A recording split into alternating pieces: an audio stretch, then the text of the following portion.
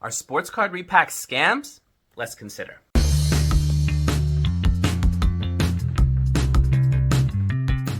Now first, what is a repack? So essentially a repack is they've decided to take 100 cards, to pack them up into random packages, and then sell each of those packages for a certain price. I feel like this has the potential to be a space that is terrible for scam, and it has the potential to be a real fun space. It depends on the approach.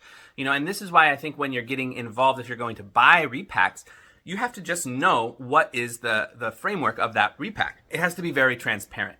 For example, I would never get into a repack if they didn't tell me what the cards were in there. Or, if they shared like one big hit out of 100 different cards and they didn't share anything about the other 99, I would expect that it was a scam. They probably are highlighting this one really valuable card, that you have a 1 in 100 chance to get, and then they're charging something really high so that they're going to end up 10xing their money, and 99 out of those 100 people are losing money, and the one person makes money from it, and they're like, "Ooh, I'm the winner of this lottery." Some repacks are like that, and they're really closer to a scam than anything else. On the other hand, there's other repacks that I think can be really valuable, both from a value-making proposition as well as from like a community-building proposition. There was a repack that happened. What was his name? There was a Double D, I think his name was. But he's a really cool guy. He's like this surfer guy who collects vintage baseball cards. Just a super chill guy. And he did a repack thing where he had gotten, I don't remember, maybe 30 or 40 kind of like vintage baseball cards that were all sought. They were all cards that generally vintage collectors would enjoy. And he created a repack with these 30 or 40 and then put a price on there so that he was at least breaking even, maybe making a little bit of profit on top of it. But then everybody was getting a card that was a nice card. Some people, maybe, if I don't remember the numbers exactly, but if some people paid $100 or whatever it was, maybe they would end up with a $50 card and other people would end up with a $500 card. There was people who got cards worth more than the amount they put in. There was people who got cards worth less than the amount they got in. But everybody got a card that was a nice card, and everybody knew what the possibilities were. They had a list of these were the cards that you have the potential of getting.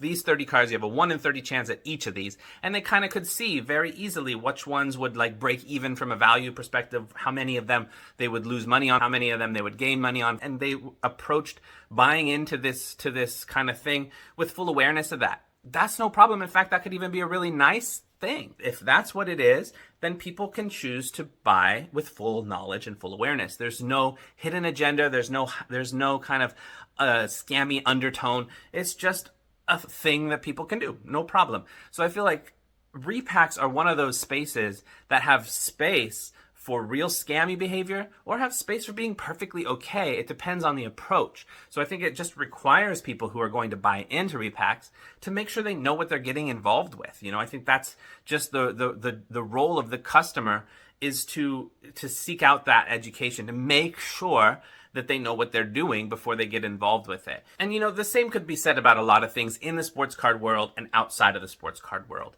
If you are consciously trying to become aware of what you are putting your money or your energy or your time towards, and you're making that decision with full awareness, wonderful. But if the different elements of it are hiding so that you can't know what you're really putting your money and your energy towards, then that's not something that I think we should be focusing our time, our energy, our money on. I think it's whether it's in sports cards or whether it's in anything, whether it's in what business we want to support, whether it's in what job we want to do, whether it's in what we want to do with our spare time. Like we can approach doing things how we want to do it, but there should be an emphasis on making sure that we're well informed about the different historical things related to it, the different impacts it's going to have, and that we're making conscious effort to become aware of those things.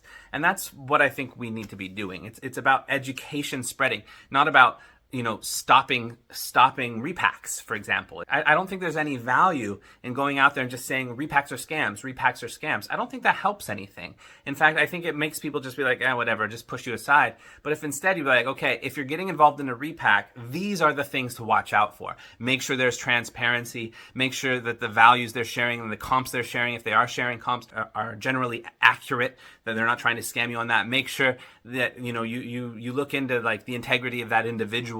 If there's any hidden things that they might be doing, make sure you're just very aware of these different things. And if you are, and it's a trustworthy space, then if you choose to participate in it, wonderful. That's what an open market is. Once you have that knowledge, you can go and participate in it. And I think that's what we should be doing. Rather than saying repacks are scams, we should be helping people to understand how to avoid the scammy repacks. And if they want to do repacks, how to find repacks that are above board and that are rooted in integrity. But anyway, that's all I wanted to share with this video. Hope you enjoyed it. Peace.